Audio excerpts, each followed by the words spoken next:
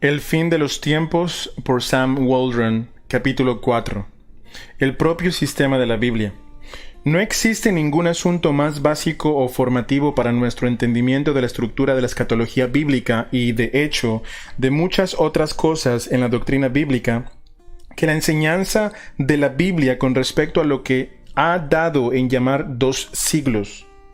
En este y en los 2 capítulos siguientes examinaremos este asunto formativo bajo 3 encabezamientos: la terminología bíblica de los 2 siglos, el esquema básico de los 2 siglos, el esquema modificado de los 2 siglos. Primero, la terminología bíblica de los 2 siglos. La palabra griega para siglo, aion, se refiere no solo a tiempo, sino también a espacio. Incluye en sí misma tanto una dimensión temporal como espacial. Los intérpretes mezclan estos 2 significados en sus definiciones. Es un amplio periodo de tiempo marcado por lo que ocurre en él, o el mundo en moción. Los usos del Nuevo Testamento de esta palabra confirman que combina en sí misma las ideas del mundo y edad. Tal vez la mejor manera de expresar su significado sería por el uso de la expresión compuesta con un guión mundo-edad. Esto puede verse en Gálatas 1:4, que habla del presente siglo malo. Porque no es un siglo malo en el siglo o en el cielo, el término siglo debe referirse a una época en la historia de este mundo. De manera similar, en Lucas 20:35, Jesús habla de aquellos que fueron tenidos por dignos de alcanzar aquel siglo.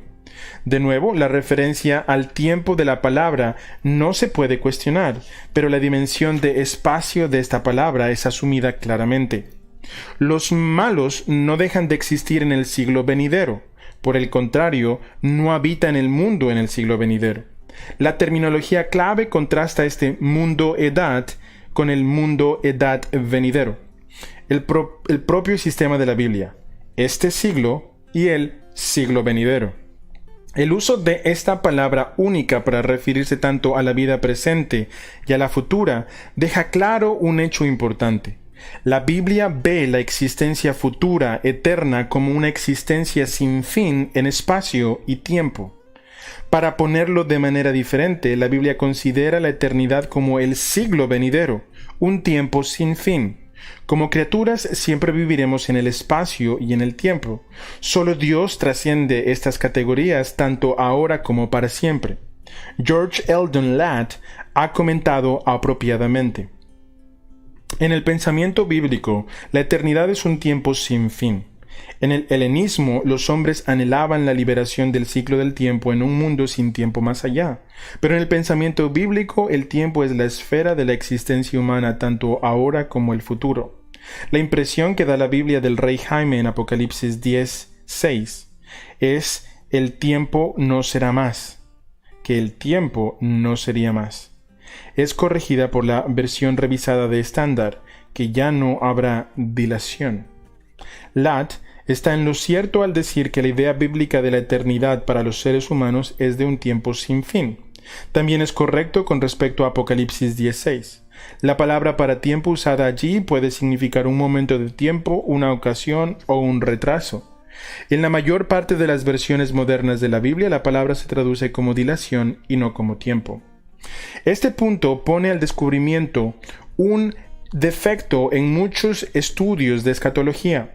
Muchos intérpretes proféticos dan por sentado que si la profecía bíblica predice que un acontecimiento sucederá en el espacio y en el tiempo, eso significa que debe ocurrir antes del estado eterno. Piensan que si la Biblia predice que algo ha de suceder en la historia y en la tierra, eso significa que debe suceder antes de lo que llamamos el fin del mundo. Una lectura cuidadosa de muchos manuales proféticos revelará esta premisa defectuosa. No obstante, la Biblia no comparte esta suposición defectuosa. Ve el estado eterno como el mundo-edad venidero, acontecimientos que se predicen como sucediendo en el tiempo y en el espacio, en la historia y en la tierra, pueden ser cumplidos en el mundo-edad venidero, sin fin o eterno. Uno de los temas principales de la profecía bíblica es la gloria del mundo edad venidero. como contenido de la profecía bíblica, está lejos de ser cumplido en la consumación de este mundo-edad. Para darle el peso adecuado a la importancia de la fraseología, este siglo y el siglo venidero, es importante echar una mirada general a los lugares en los que ocurre en el Nuevo Testamento.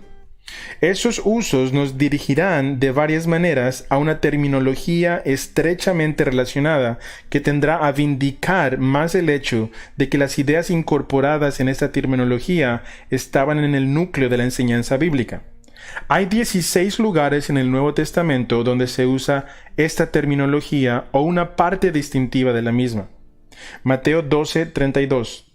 A cualquiera que dijere alguna palabra contra el Hijo del Hombre le será perdonado, pero el que hable contra el Espíritu Santo no le será perdonado ni en este siglo ni en el venidero. Este siglo y el siglo venidero cubren completamente todo el tiempo. Observa cómo el pasaje paralelo en Marcos 3:29 confirma esto. Pero cualquiera que blasfeme contra el Espíritu Santo no tiene jamás perdón, sino que es reo de juicio eterno. Marcos 10:30. Que no reciba 100 veces más ahora en este tiempo casas, hermanos, hermanas, madres, hijos y tierras, con persecuciones, y en el siglo venidero la vida eterna. Este pasaje enseña que, junto con las bendiciones de ser parte de la comunidad cristiana, las persecuciones serán la suerte de los discípulos de Cristo en este siglo. Lucas 16:8. Y alabó al amo al mayordomo malo por haber hecho sagazmente, porque los hijos de este siglo son más sagaces en el trato con sus semejantes que los hijos de luz. Los hijos de este siglo son contrastados con los hijos de luz. Esto sugiere que el siglo venidero es la edad de la luz. También sugiere que los hijos de este siglo son hijos de luz. Lucas 18:30. Que no haya de recibir mucho más en este tiempo y en el siglo venidero la vida eterna.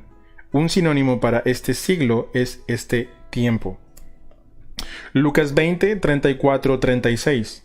Entonces respondiendo Jesús les dijo: Los hijos de este siglo se casan y se dan en casamiento, mas los que fueren tenidos por dignos de alcanzar aquel siglo y la resurrección de entre los muertos, ni se casan ni se dan en casamiento, porque no pueden ya más morir, pues son iguales a los ángeles y son hijos de Dios al ser hijos de la resurrección. Más adelante examinaremos en detalle el contraste significativo entre este siglo y el siglo venidero. Romanos 12:2. No os conforméis a este siglo, sino transformaos por medio de la renovación de vuestro entendimiento, para que comprobéis cuál sea la buena voluntad de Dios, agradable y perfecta. Aquí el deber de ser transformados por la renovación de nuestras mentes es descrito negativamente en la exhortación. No os conforméis a este siglo. En el original es la palabra siglo, aion. El contraste ético entre los dos siglos o las dos edades es sugerido por esta exhortación. Primera de Corintios 1:20. ¿Dónde está el sabio? ¿Dónde está el escriba? ¿Dónde está el disputador de este siglo? ¿No ha enloquecido Dios a la sabiduría del mundo? El disputador de este siglo es el abogado de la sabiduría de este mundo. Primera de Corintios 2:6-8. Sin embargo, hablamos sabiduría entre los que han alcanzado madurez, y sabiduría no de este siglo, ni de los príncipes de este siglo que perecen, la que ninguno de los príncipes de este siglo conoció, porque si lo hubieran conocido, nunca habrían crucificado al Señor de gloria. Observa que los tres usos de este siglo en este pasaje se refieren una vez a la sabiduría de este mundo y dos veces a sus gobernantes.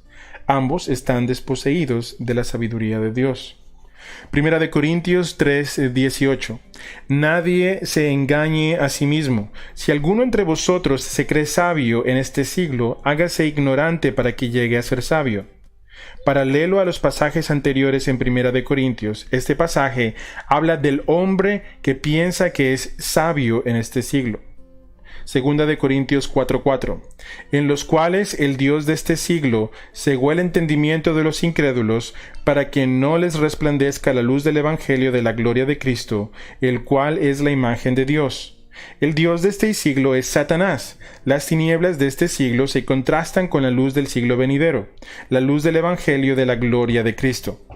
Gálatas 1:4, el cual se dio a sí mismo por nuestros pecados para librarnos del presente siglo malo conforme a la voluntad de nuestro Dios y Padre.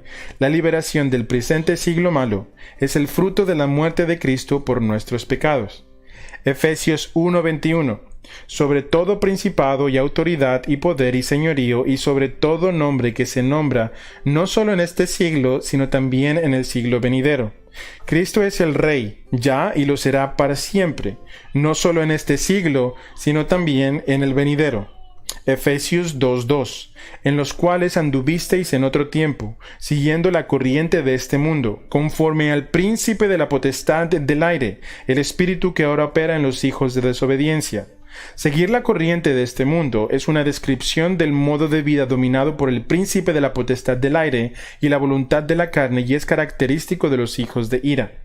Primera de Timoteo 6:17 al 19. A los ricos de este siglo manda que no sean altivos ni pongan la esperanza en las riquezas, las cuales son inciertas, sino en el Dios vivo que nos da todas las cosas en abundancia para que las disfrutemos. Que hagan bien, que sean ricos en buenas obras, dadivosos, generosos, atesorando para sí buen fundamento para lo porvenir, que echen mano de la vida eterna. Aquí tenemos el contraste entre las riquezas y la vida de ahora, este siglo, y lo porvenir. La vida venidera es lo que es verdad en vida, según la Biblia de las Américas.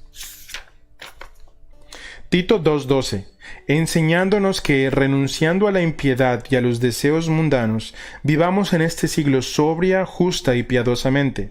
El siglo presente, ahora, ha de vivirse con un ojo puesto en la bendita esperanza de la gloriosa manifestación de Cristo, mencionada en el versículo 13. Esta esperanza bienaventurada culmina este siglo. No obstante, el versículo 11 enseña que la gracia de Dios, que trae la salvación a todos los hombres, también se ha manifestado en este siglo. Hebreos 6:5.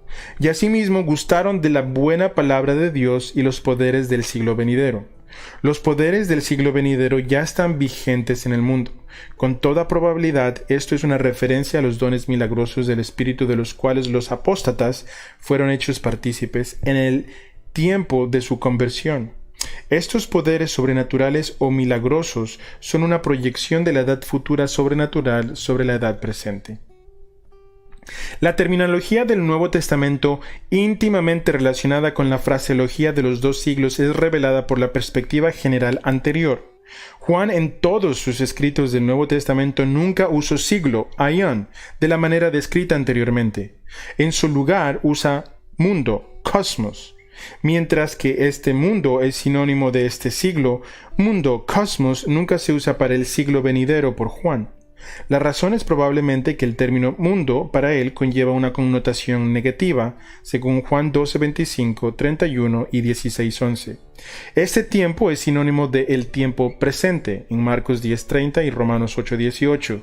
El tiempo presente de Romanos 8:18 se contrasta con la gloria venidera. El mundo, la economía, venidero, también tiene su paralelo en Hebreos 2:5. Porque no sujetó a los ángeles el mundo venidero acerca del cual estamos hablando. El reinado de Cristo ya está inaugurado, pero aún no está consumado en Hebreos 2, 8 y 10. La frase al fin del siglo es paralela en Mateo 13:22, 39, 40, 49, 24:3 y 28:20. Hay variantes textuales en Mateo 13:22, 40 que dicen el fin de este siglo en lugar de el fin del siglo. Esto y conceptos que se encuentran en Mateo 13 son paralelos a Lucas 20 del 34 al 36. Véase en el capítulo siguiente. Confirman que esta terminología también es paralela. Tanto este siglo como el siglo venidero están compuestos de muchas edades menores que no deben confundirse con los dos siglos. Las muchas edades que componen este siglo son mencionadas en 1 Corintios 10:11 y en Hebreos 9:26, y las muchas edades que componen el siglo venidero se mencionan en Efesios 2:7. La identidad exacta y los límites de estas edades menores permanecen sin identificar en esos pasajes y no parecen ser de importancia para la enseñanza bíblica. Veamos varias terminologías relacionadas.